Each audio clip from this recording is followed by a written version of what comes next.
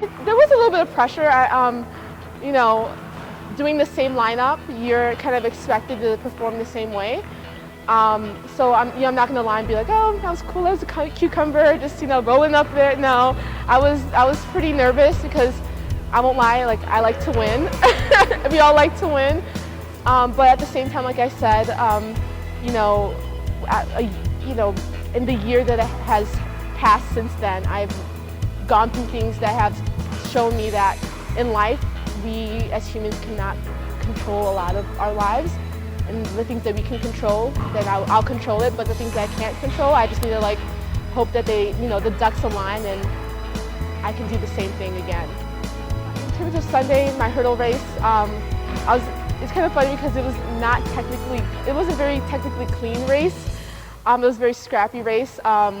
So when I got first, I was once again very excited, and then I saw my time and I saw 8:85 and I was like, oh my gosh, okay, I'll take it. Didn't expect it at all, was super excited. So once again, used that for the 60. I ran the 60, and the only thing I remember about the 60 is I ran, and I remember being next to people, and then my next step, I kind of separated myself from people. It was kind of weird. Like I just remember being ahead of people and be like, whoa. And then I just was like, okay, let's keep on going. And so then I saw my 7:63 time, and then I was just like I don't know what planet or whether the timer is just really janky today, but I'm running really fast times, and I was just so excited. And then for the 200, it's kind of funny because I know I have a 4x4. But usually whenever I run the 2, I kind of tell myself, Daisy, this is your last race. Run as if you have nothing left. So that's what I did. I ran as if there wasn't a 4x4 that left. So I ran my 200, and I was, very happy about my time.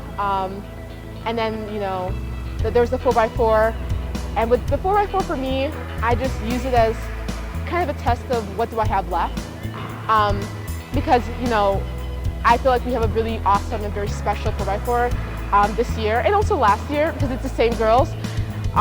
So for me, whenever I run the 4x4, it's always challenging kind of the depths of how much, okay, my individual events, I did it for me, pat myself on the back, but now for the 4x4, it's a really test of okay, you're tired, but you care about this team, so what do you have left for the team? So with that 4x4, I just gave it all I had. And the great thing about our 4x4 team is I don't have to stress about my leg.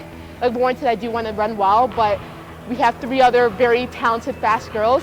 So God forbid I don't run the time I want. I know that when I pass the baton, they're just gonna, keep it going, and we'll run the best we can. So it would definitely be the 4x4 because after the 200, I was, very excited about my time, but I won't lie, I was very tired.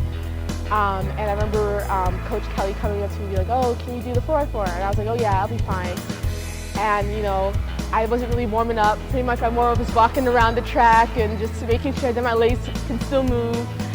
And when I got the baton, because I was the 3rd leg, my mind went blank and I was just like, let's go. So I ran, and I didn't know if I ran a 60 or 57. I didn't care about my time. I just wanted to go.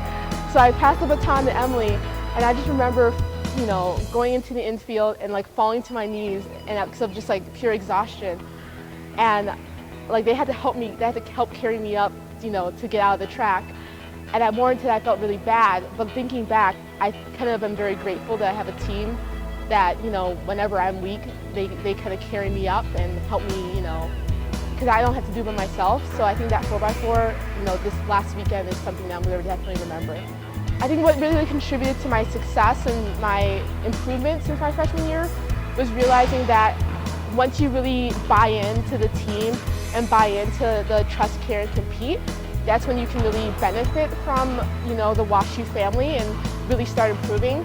Because for me, when I had my first conversation with Coach Lane, and I told him hey, this is what's going on, outside the track, I'm going through X, Y, Z issues, I realized that that's when I can start improving, because then the coaches understand where I'm coming from and they can tailor my workouts and, help me improve and, and things like that. So.